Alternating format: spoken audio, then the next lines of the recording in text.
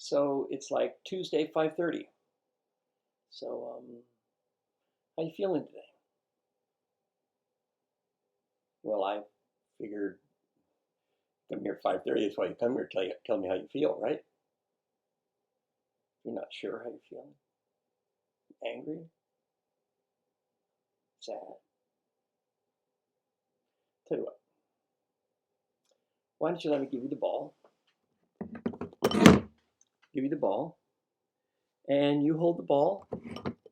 Look at your left thumb. What does it say?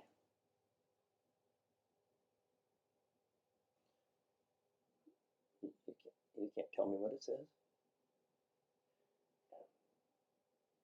Give it. Let me read. Oh, isn't that interesting? Tell us about someone you're angry with and how you plan to get over it. Wow. So, angry. So, you want to talk about who you're angry at? Yeah, that makes sense.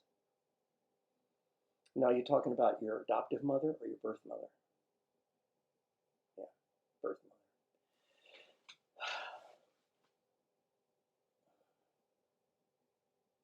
It's kind of wondering when you get around to that. So, your birth mother, angry at her. What for? Well, you never met her. You don't know why she gave you up. So, you're not the first person I've met who's adopted. Um, and of course, saying I'm adopted is different from saying I was abandoned. Different. So sometimes we say we're angry. We're not really angry. We're sad. You know. And you know why they call them bad feelings? Because they feel bad.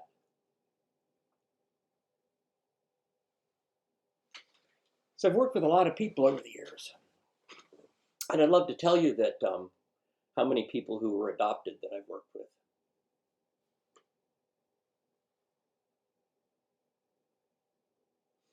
But what I'd rather tell you is about the people who gave up their children for adoption and working with them. How do you think they feel? What do you think's going on?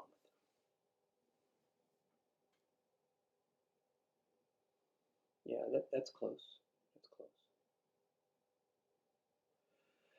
So I sit with a woman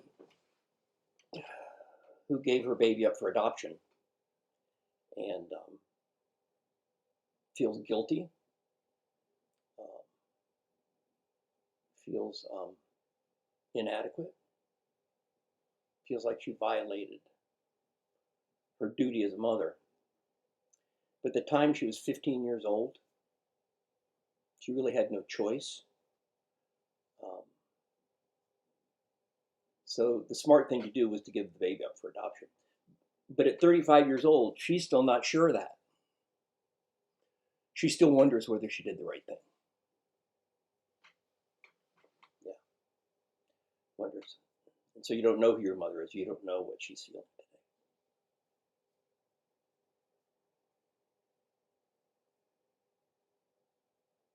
So you think someday you'll meet your mother? Do you think you will?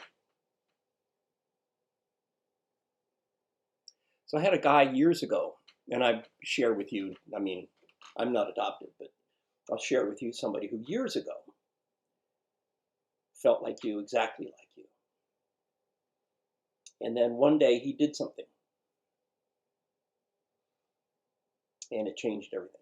So what I want to do is I want to suggest, and listen, just follow the suggestion. Just do maybe what I suggest, and just see what happens. Okay. So let me give you a pad and paper, and let me look. I need to pull something up that I've kept for a long time, and we'll use it here. Hold on a second.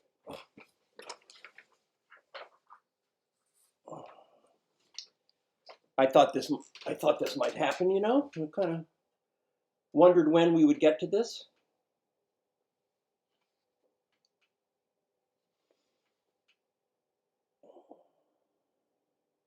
So this guy, years ago, I remember him saying to me,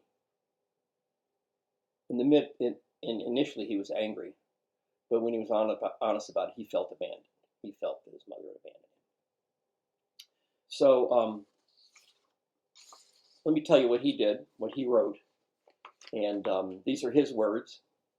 So I wouldn't know what to say, but what I'd like you to do is I'd like you to just write this, and you don't have to do anything with it, but just write it, just for the fun of writing it. I mean, bear with me. Do this. Ready? Right, dear Mom.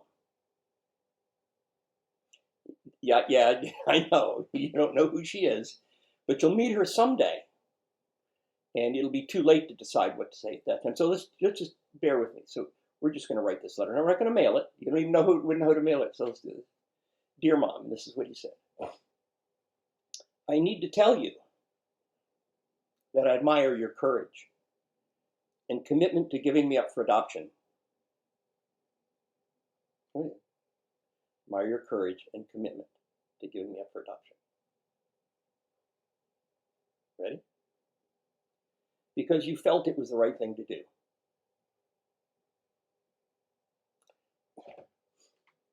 We don't know how she felt, but chances are this is what she felt. As a guy, you know, we don't know what it's like to have a baby, but let me tell you that my experience with women is there's nothing more profound than giving birth to a human being and the responsibilities that come with it. And even if your mother fell short of her responsibilities, we would always go back and say, she did the best she could. So let's just do this. This is just for fun. For giving me up for adoption because you felt it was the right thing to do. Okay? Even if you were forced to do so, I want you to know that it worked out okay. And I'm okay today. Yeah, of course you're uncomfortable, but this is, you know, dude, this is life. Yes, we're okay. You're here today. You're alive. You survived. You're okay. Next sentence. I often think about how difficult it must have been for you and hope you've been able to come through it. Finish it up with love always. Listen, just write it. Just write it, okay? And I want you to sign it and date it today. Cool.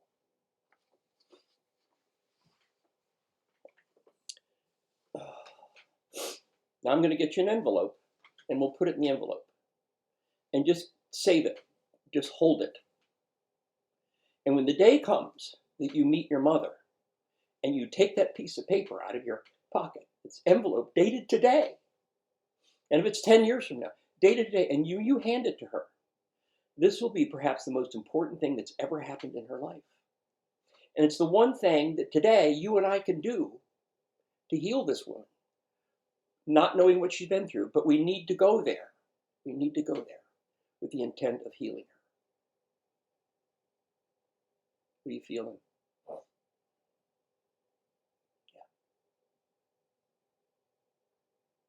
And so there's something about, we talk about normal, you know, people in normal families. They go through this stage where they go through adolescence and they begin to have conflict with their parents. And then after the adolescence, they begin to become their parents' peer, you know, and they become their equal. You know, I remember the day when I realized my mother wasn't a freaking genius, you know what I'm saying? And go through that. And then they come to the time where their parents get older. And sometimes the child becomes the parent. The child becomes the caregiver. That's what we do. That's the human experience. So in this moment, for those of us who didn't go through normal adolescence, there's this time where we become an adolescent in the absence of our parents. And we say, you know what? I'm going to move on with my life. I'm going to accept my parents that they did the best they could. I remember in a group once where the women were going, my parents did the best they could. And a young lady in the corner said, no, she didn't. And I think, oh, she's screwed. And she goes, my mother did the best she knew how. And that's what happens. Your mother may have been 15 years old when she gave you up. You have no idea. So what we need to do is we become the adult. And instead of becoming the victim, we become the healer. Yeah. You know what happened to that guy? That guy that wrote that letter? He was in Florida running from the court. You know, as for many people who have difficulties with their childhood and adoption and foster homes, it's very difficult. And he wrote that letter, and a week later he said, I'm going home and face the court. He went home and faced the court. And you know what happened when he faced the court? He stood in front of the judge and said, Your Honor, I have no excuses. And the judge said, go ahead, go out. And if you don't offend again, we will drop the charges. Adjudication withheld. And so when we behave that way, everything changes. So what do you think? You want an envelope? I'll even give you a stamp if you want. Yeah, that's kind of normal. Now you're thinking about, you want to find out who the heck she is, you know? But I caution you that if you want to go find out who she is, be willing to accept whoever she is when you see her. We have to be willing to accept that. And this is part of the healing process. Wow. We were going to spend like an hour. We've done 20 minutes. How are you feeling? Yeah. Cool. So, what are we going to do next? Yeah, you just play some music and you relax.